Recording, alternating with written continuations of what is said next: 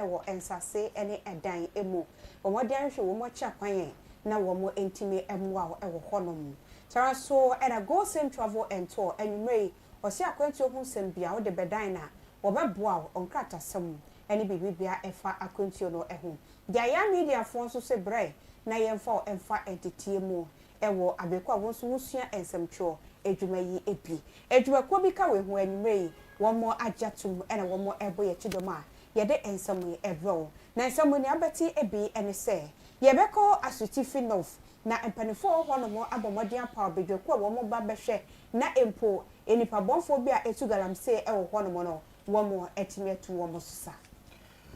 wadi afutuo ama national security se kwan ya wo faso a wo kire omanfo bie e wo man mu no wohwe na wonsakra mu ye ye do beko enchi ene ne mpotemu wo mo kire mu a ekwan ya da ho no mo kopie mu wo elibo no ekwan no enye ntie ne woni mu ye mpanifo emra wo mo emeboa wo mo emaburu don frefo ye won pipem nyuko no mu be se oha ene aduokon ene wo mabedi akire abawura mu party no aso ya kofa nkrata ede ama mampenda da bedi akire Dr. Mamudu Baumia Harishima maye do beko edije ensem emo sara so ena pomuden ede eka ho edwadie obi man so dia so eka ho ebi ena nyumrei ye kenkan ede amaw ya jepene ede ensem ebro eyeme na nekua achireba ata mene o ma hene kofi asempa busan ye dai ho na fe nsem nkyire mu nyina yete amaw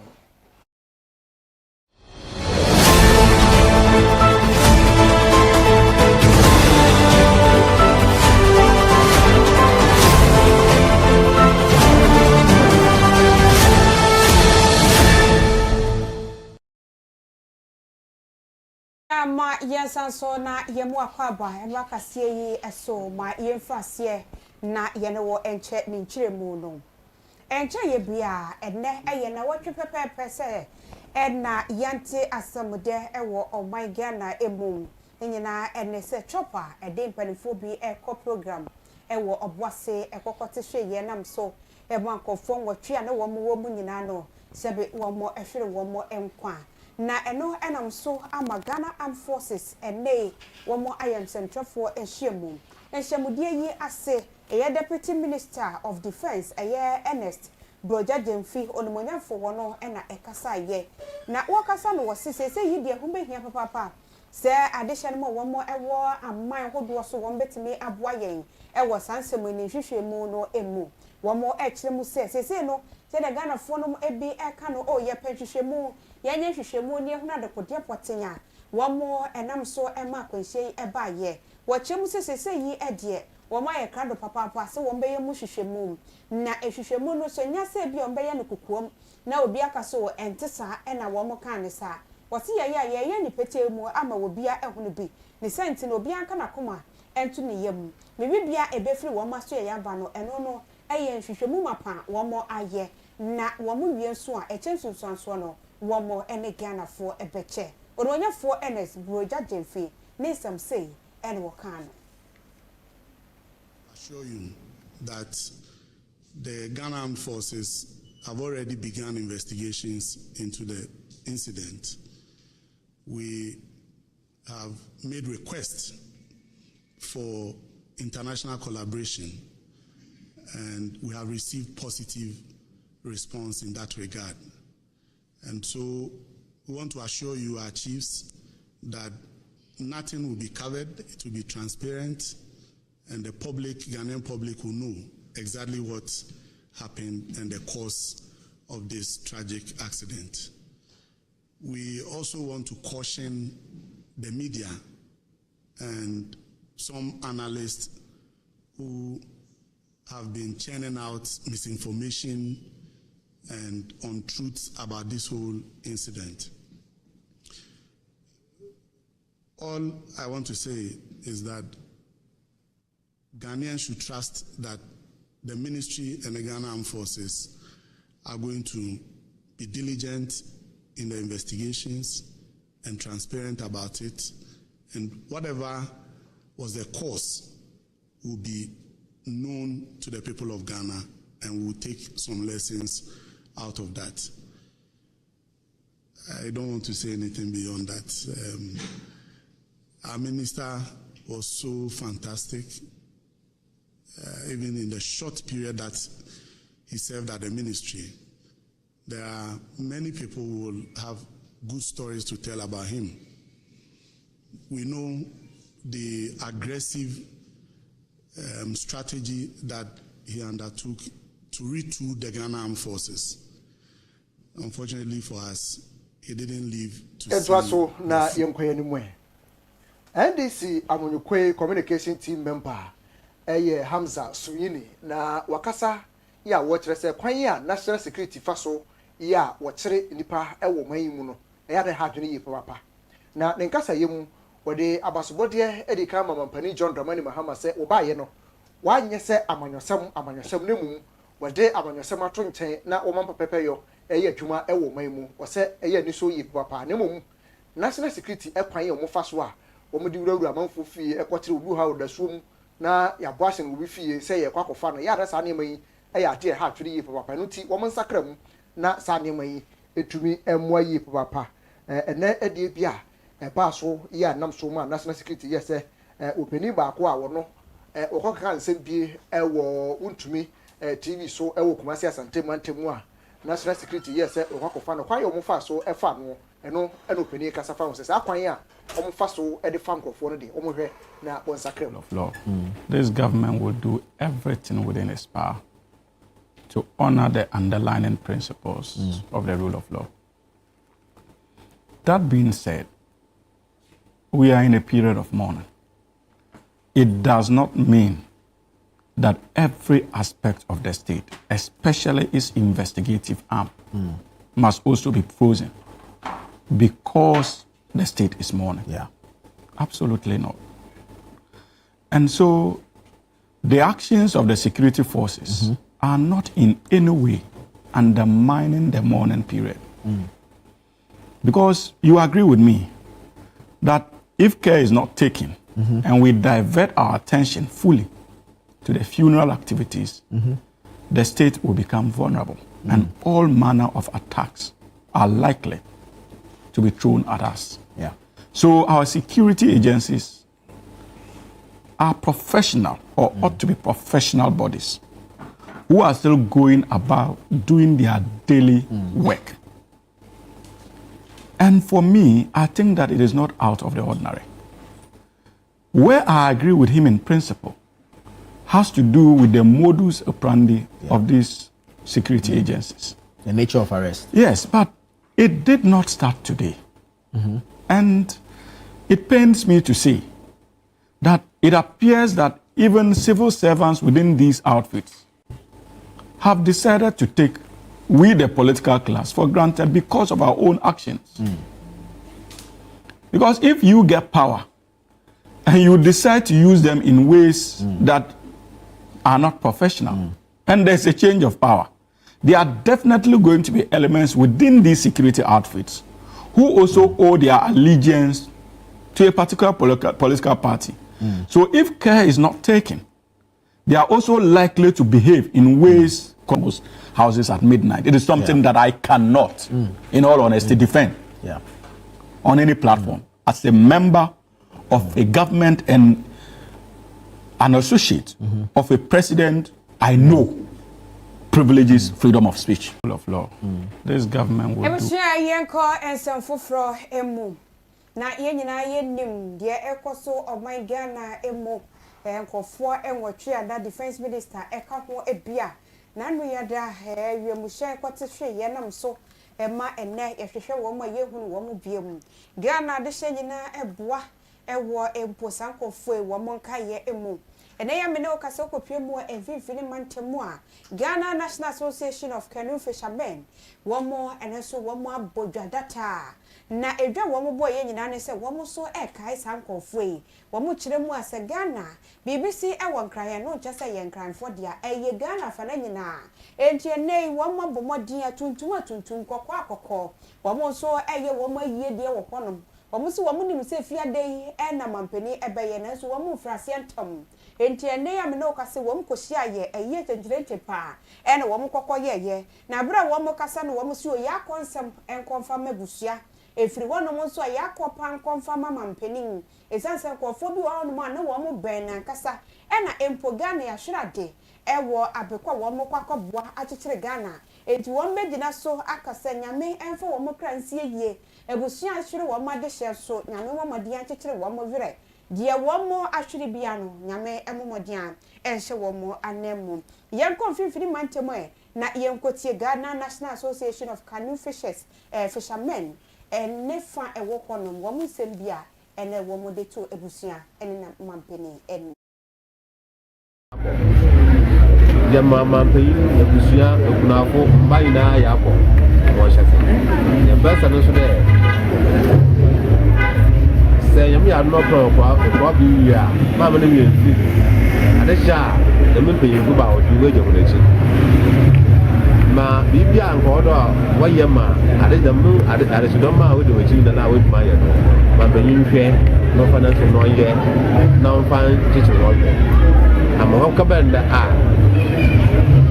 bukunu ko akɔboɔ mai yɛ ma na adwuma na wamba owie ne ti no kra no ɔmanga na wɔnkae ɔdwe yɛ fɛdɛ ɔmampa yi dɛbɛ tuma sɛdɛ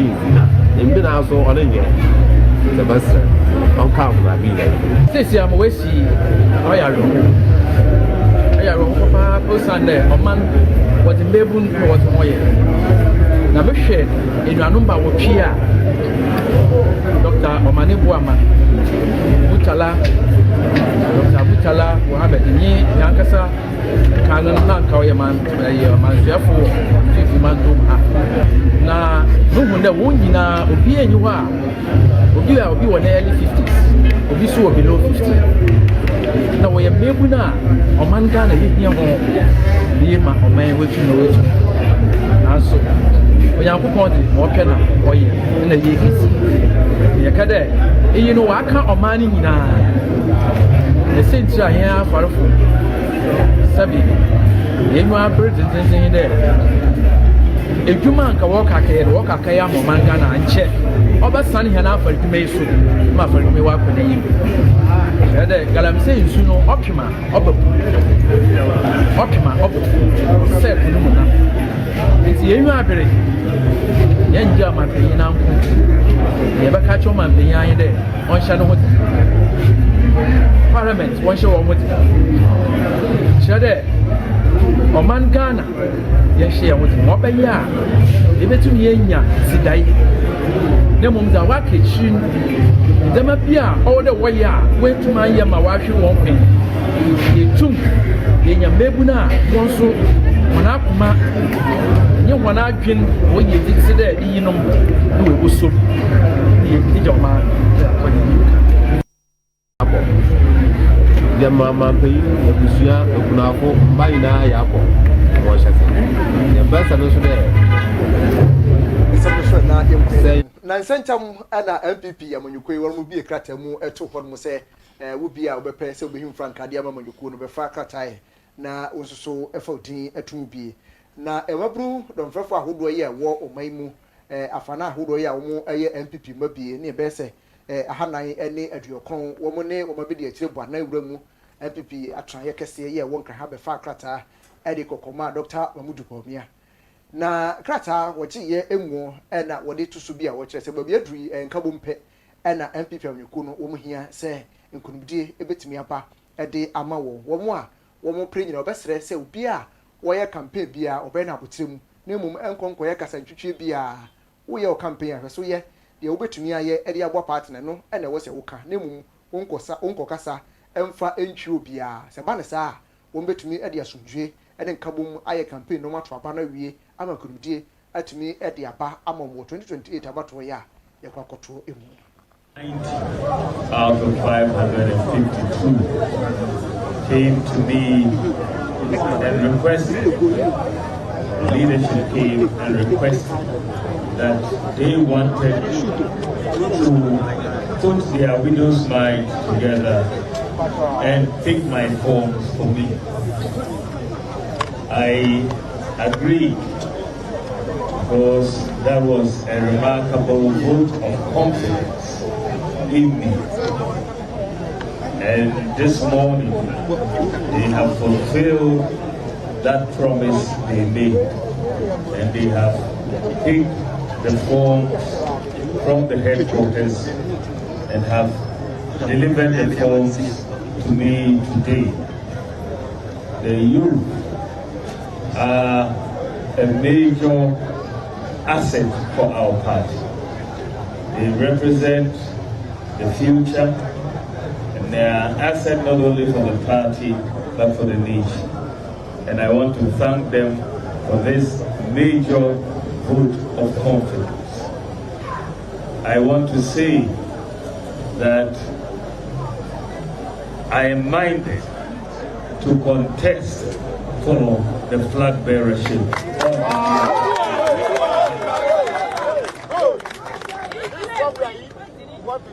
I will make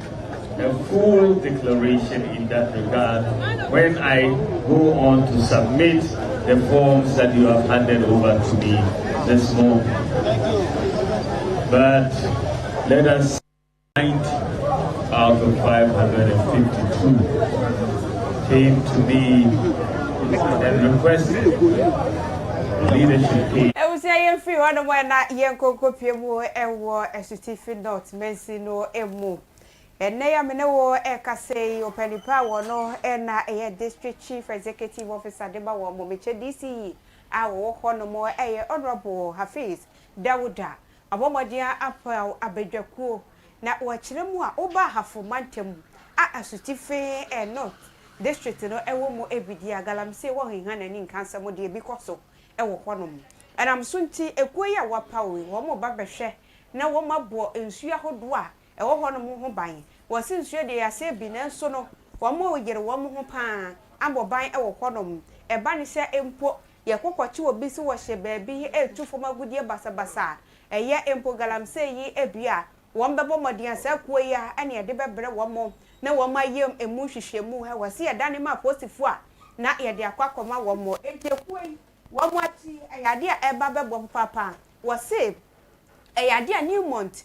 company no ewo hono ma womo de afuma gudie no obi anim se adwuma womo ye no womo tu na so ka me se ebi mu afa ho ene womo so bata ho womo edi se adwuma yi entunu ni nyina no eku a wapa womo yi womba behwe akon etia galamse ewo hono yenkwe ni sembia wode tu dwase ene wo kan no o ni mbobi anim asifi na for and because of the mining company Newmont and resettlement communities and Newmont's area now more concession now more many nice within a section of especially Newmont I have south here and the usually no na was subcommittees no munim die mu no omutimi ebeboa na sa nkutan hodie farm mining na hone community na setena mu no omutimi edi hu duma na etime de justice eba na etime de peace so eba the impact of the galamsey to the society. And the subcommittees will make sure say ebehwe yabo galamsey ho dewro kwan fa so say ye followers ni yensu nyina ana security agencies no so ebeboa ama yetimi aso ano kwan now here committee bi nso to say justice and security and say very important and also no they are yakoma also they can never be peace without justice and say behwe yedwumadie mu nyina no your relationship with other stakeholders any other institutions and bodies bia no or say it me ma pepepe yo adwuma na afi de pepepe yo adwuma em say dia asumdue beba o man no and as the nationwide ye wo nhyehyɛ a aban ne etu de akon galamsey sa pepepe na me fa ne say oba assembly hanum so a ye wo bylaws ne NDVT from national agenda no nti we say assembly no any mining subcommittee mining and environmental subcommittee our district hanum no yen so the be hyehyɛ emra ye be enact bylaws ni ahwe say bylaws no ya implement na one will go contrary to national agenda and as a national omo hyehyɛ ya omo de eba amaya kon galamsey no yetimi ayɛ ho adwuma sɛ bɛyɛ a ebitumi abrɛ galamsey ase. Yɛ mpata mu ha ɛyɛ ni montajumakuo na ba ha na ɛyɛ mines no ɛdan a the issue of galamsey nso ɛbɛba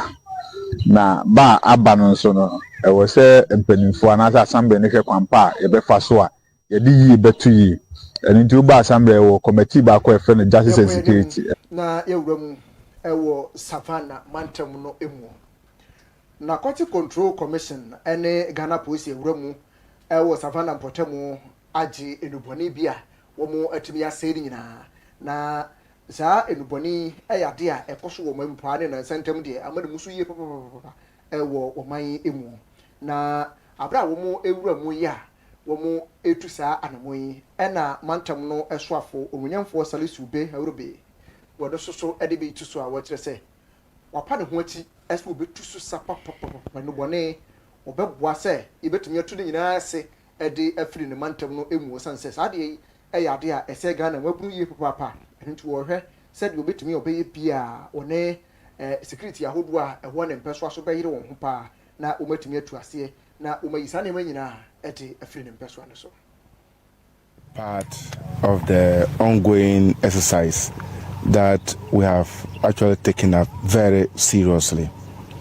and we are happy that the court is giving these sanctions and asking for the destruction of these illicit substances within our mess. Together, the Regional Coordinating Council, the Narcotic Controls Authority, and the security agencies, we have stepped up our game in the Savannah region. We have declared the use of illicit substances as a no-go area for anybody in the Savannah.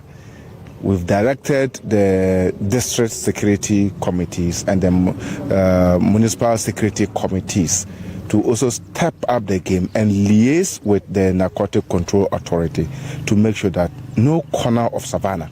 that we shall permit either the use of these drugs or the exportation or importation or the trade of these drugs in any way or form. Part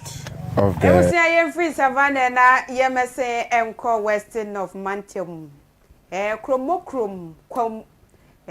omampe nkwancha number 1 nkwancha number 2 Jema Bonzai so ene empo asemkro ne nyina no eyenkoto ahodo a wonam enchi ekwan a edekọ elibo honom a ewo kwan yi eso ne nyina no ewo Awowin municipality western of Asem ena Miken womu kire mu a ekwan a eda hodom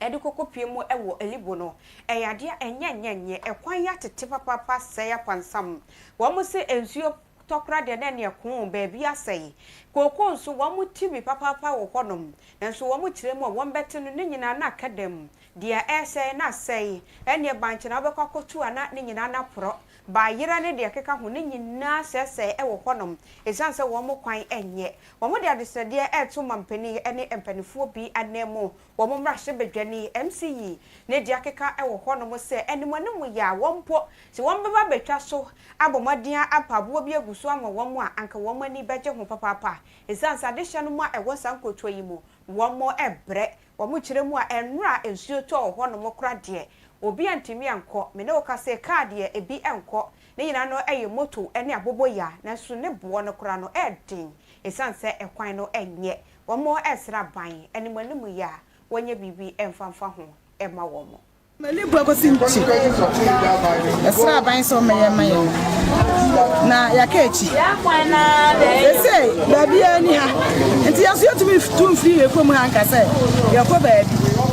nti ahaya na ya tamba ya blabo nti mmahwe kwan na maye mu ya kwan na maye na mu ye network maye aba no betan so se bi yare emergency na so odini o makase bi afa no kwa ncha na ase gban so kura se nyame anya wadoma onu kwan titiro ye twa bode na even nsuo tompa na bode na agu ase even etomre bi powdra koko no rata ka kwan mu saa na mre bi kwata ma me chief farmer no mani be kan say inche district ya boka 65 billion a day anim because cocoa ne to da bi gu anapo man momoden onye kwan no me pa cho say kwan na nye because free air kwa na barriers be train so kwan so intino police beje we beje inti se wanje abo den so obeto patroni na no no mo aye so mama wa ba no ai election time no be se bo obejira ogugbawu e be se bo se ye kwan no odi aba na yankopon ya do no ba power ye kwan no be ye inti ye hwe no se 4 years na wa ba no e kwan no mba no meye na so ye kwan no so a 4 years bia no NDC o mo be ba power e free e ha and you call different town and sana you call the people you call you afu a ye ntu from ogodi and say ye galamsi you call boy so na you call you if you call boy so you call my salary fine nye unique camp ya de ko abobo ya ni moto ukada na ye de ko e de breba ye be ko so ko duro mo de be maye no isu aketekete bi sei ye be ba ni 30 40 years na ya ma wa group aba ye sra ban sen ke be ye mo na ko mo abran ya ko ko si yan no mo de lu abegi ha mai no be so easy e de amai baby ba ko pe ena omo de me ko hokra me no ohen na cry ko kasai ena omo ayo omo adwen so omo de ho de galamsey de omo pay ekuru bi ye fe ne jema asemku ho de ohen na ayi ta so se ono de galamsey pa de omo bi ma ho ambi ma ho nti ye ko ho na de no so ayi ta so se enya de omo ma kwan amobi abe galamsey ho ampa as I'm speaking o ko ho ko owu galamsey sembu bia we area ho se that area no na nsantam ana soafo ya wo hwe wo mai amabru eso eye ne se obeboa pa ama enubone enom no yetimi atuase ewo oman yi mu na wo hwe red pa Ghana mabru bi enom a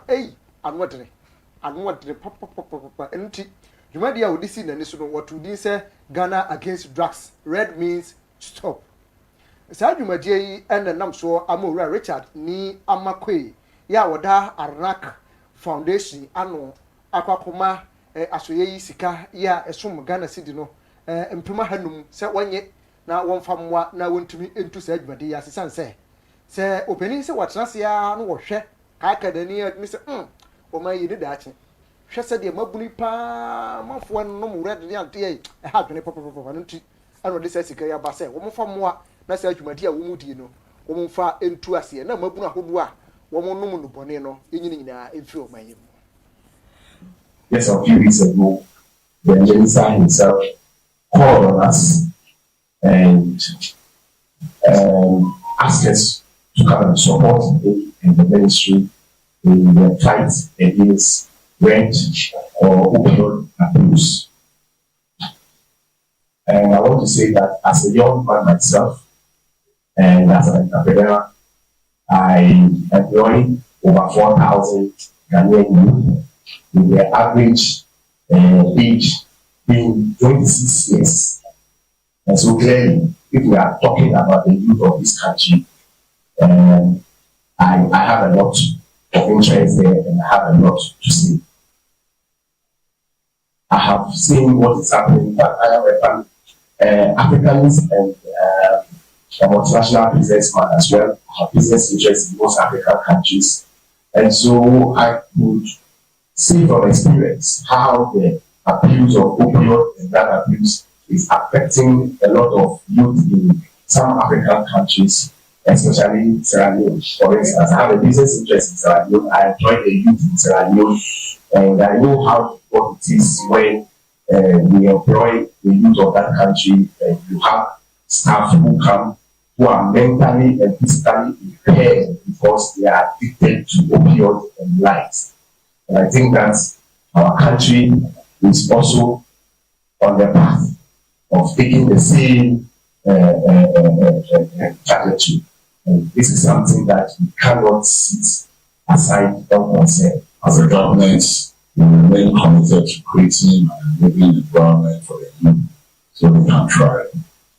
His Excellency's vision for this country is to see to that every young person is publicly catered for. That is why this ministry was born. Our mandate and function is to make sure that at least the Ghanaian youth is globally competitive, a position at the place where it can also contribute to the development of this country. Today, apart from International Youth Day, we are gathered here for another important issue that confronts most young people in this country. And it is the abuse of opioids and drugs in this country. As a ministry, our focus on 5 main thematic areas are key in those 5 thematic areas: the wellness and well-being of young people. But we are of the opinion that no amount of development can take place when the people are not in the best state of mind and health. And so we are focused on advocating for the right kind of policies to. Adishima ma yen free youth and sport for hono when they ko ense foforo emu ye ko obi man so ensem emu South Korea hono mo na ye ko akogina womo mampeni mampeni ju ono enkane no na wono na ete akonwa no eso na ebaye se empo wode mra bi ebaya empanifo ewo hono mo ekire mu asamrai womo enje entum enti no se wono ko ase wo begina na empo wa masa emra na badia enye na womo ene no enya dwen enti wo free akonwa no eso me no ka sei sa ensamu ya enamuso ama panim sese yi ede wede efiase a womo abo opanifo from eyeli j wono ena woteto se mampeni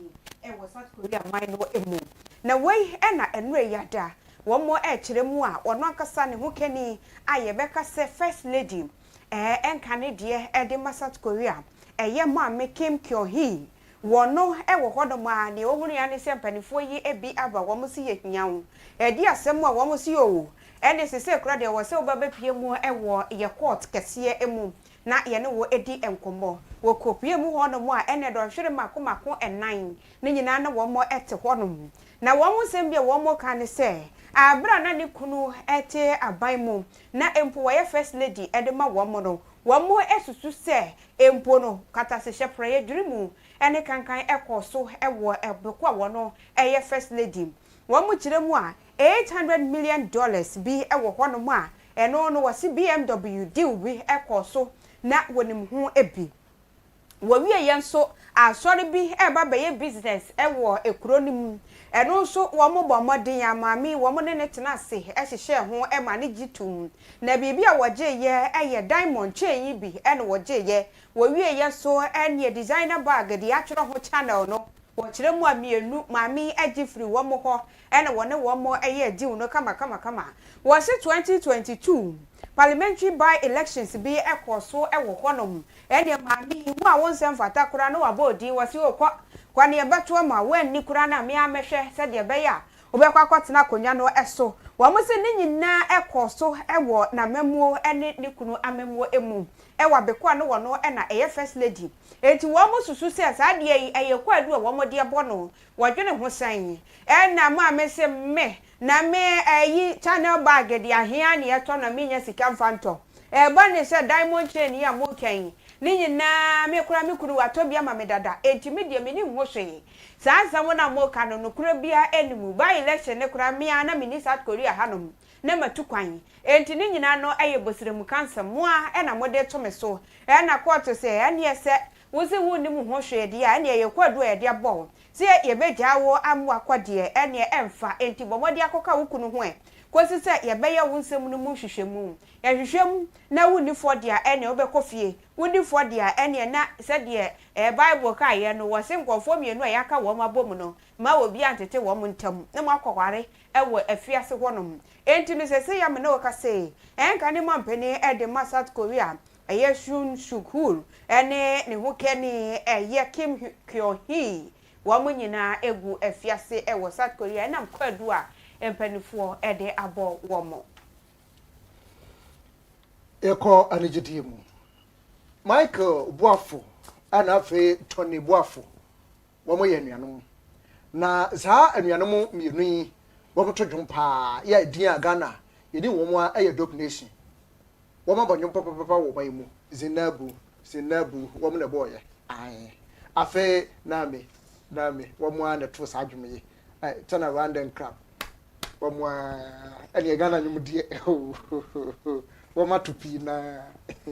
na anyum bia mo toto ye yi aboa pa mo matimi akọ international pa na enum ana mante ye tufu se wohwe se de enyum wo mo si turu na eye se bia wo sori ya no atwere dwom keke yenye ne saa wo se dwom no se wo twere dwom a wo hwe adwom a ebetumi akọ international na wadi akire na watobi ebi ho no se ya eba se adwom na ba bedru obi ya atubi wutie adwom ne din na se wo so wo de atoso na ebekọ a ye ne saa eye se bia wote ha woto Ghana no ya Ghana fo agbaje so ne no ano na wawie e wo se odwene amanone wo ye ne saa wodwum betumi akọ ani mu pa na wakasa e de afa na nsentem wo mo ankasa jenna ya wo makreti a wo frɛ ne Ghana piano wo mo kyerɛ sɛ eye South Africa ma piano na nsen ba ya wo bia ebo bie ene Ghana ye de ebie e do maka bomu a wato din sɛ Ghana piano eno boa wo mo pa e ma na nsen wo mo nyimu a wo mo yere timi kɔ ani mu yi papa no nti sɛ wo ye Ghana dwumtuni a emma ense wutimu nko a ese Ghana hanko a na obetena nemum ire ho ye adwumaden na etumi todwum na wo todwum no so a emma wura mfiri Ghana amamre no fa ni nyina keka ho ne moa na Ghana ekọ akiri no na ediwudin na ekọ ye ne sa ebetumi aboa papa akwa wo se Egypt nation wo monwom no bebre na ya bi na metroto ne sa na me na me wo mo me ankasa de me shutdown follow wo monti me shada ni mo monwom me number 1 fan me number 1 fan e de Kofi Kinata apart from ono a meti se bia wa bonwom a mekọ akotie bi what you say we was it turn around and crap eno wo monwom ni bia wo nwom ni crap no see e boy nsam turn around and crap no abo nsam sa okay nti eno ye dope nation e boy I don't was Zinabu de mateda me kai na na mi no nso e na mi ni nyina wo mo awu sa re gbangbang okay na mi dwumu a sato mu ani yesu ani de gi ani papa na se e ba ya che akona ni mu okay nya mfie kakra se ya na mi ni de me kai e na Zinabu ba Zinabu na so moto no se hausa o se de enti no ne to na ho sato ayi mrante sam gira mu no oh ni twa na se ko disco se ya okay eye se na wanya bia kai dope nation enti no Kofi ya di besia yo abjadi asede ama go sem travel and tour wo madawruma go sem say be papa mo country sem ay kama e di ama nti fa ho ko bo no mo asa afi Center for Apostolic Ministry Apprenticeship nie wono so be boa wo madaye so se obe nyam dwuma na timi abamu bie e di ama Eden Hills Residential Services ka ho e na wono e boa ye afi enagad e ya posin ya nwure wo koda ibu modern pe bi pa fa posin so wo no hwehwehwe pi bedwom se ya timi ba wono mo sere kama sa e de site nyuma ko ya dawruma na wono so ya sene sika fom nwure e de nsame abesomo aduanu mienu na ohwe wo ahene